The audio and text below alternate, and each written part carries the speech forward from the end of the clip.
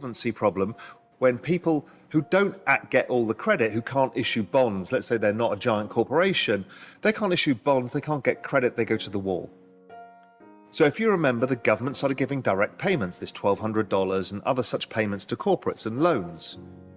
But it's clunky to go through government. We've seen some of the payments didn't happen. It was slow to get off the ground. There was no easy way to do it. So the central banks think, we've got no monetary policy left, so why don't we do the fiscal? So in times of crisis, and this is how it'll get solved, we can do it directly. We can circumvent everybody, put it straight on our balance sheets and give you money, you in need of it, directly money. That's a great thing. So you're a restaurateur, you're out of business right now. You've got a solvency problem because you can't pay your rent, you've laid off your staff and you can't reopen. So you're stuck. Do you just lose your business you've had for over the last decade or two? Or do you somehow sit it out? The bank won't give you money. The government gave you some sort of loan, but what else is coming? How do you survive this? Well, the central bank could give you money directly. That kind of stimulus is what they want to do.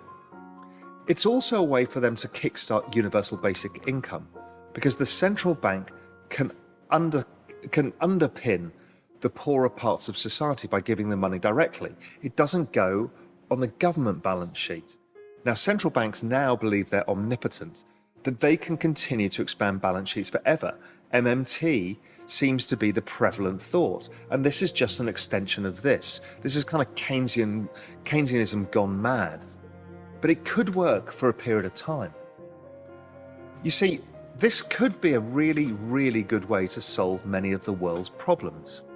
It solves the SWIFT problem, it solves the Eurodollar funding markets problems, it solves the problems of getting money to people who need it. Central banks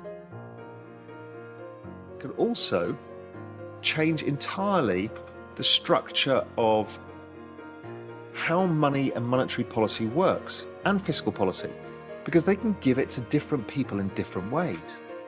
So they can credit the restaurateur, but then penalise with negative interest rates the baby boomer saver, because they want to release their money back into the economy.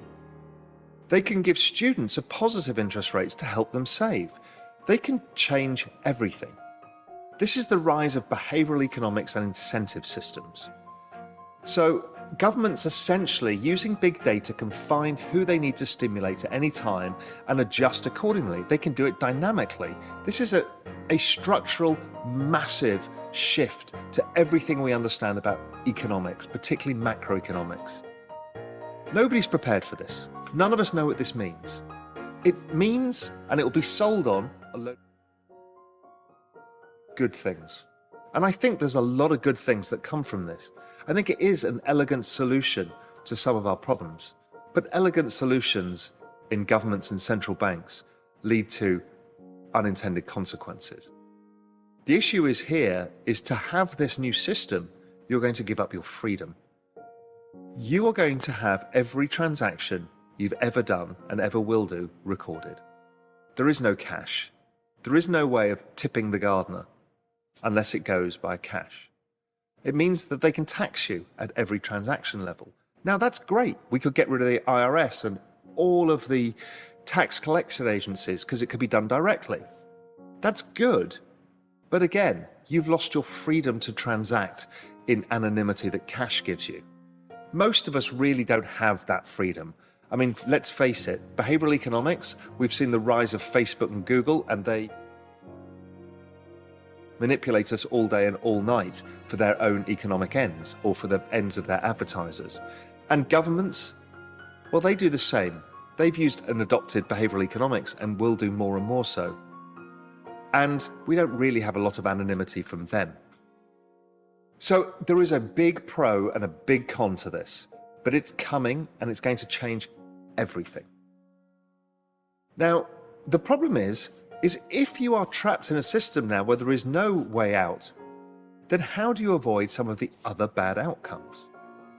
You see, what the IMF are talking about is a Bretton Woods agreement, an agreement amongst nations. Again, it's something I've talked about for a long time, whether it ends up being a debt jubilee or a different event. It looks like it's morphing into something like a currency agreement. It won't come quickly, but the currency agreement is likely to be let's say, a trade-weighted global basket. So that means, or maybe there's an a commodity producers basket as well. So people can have different baskets of currencies. That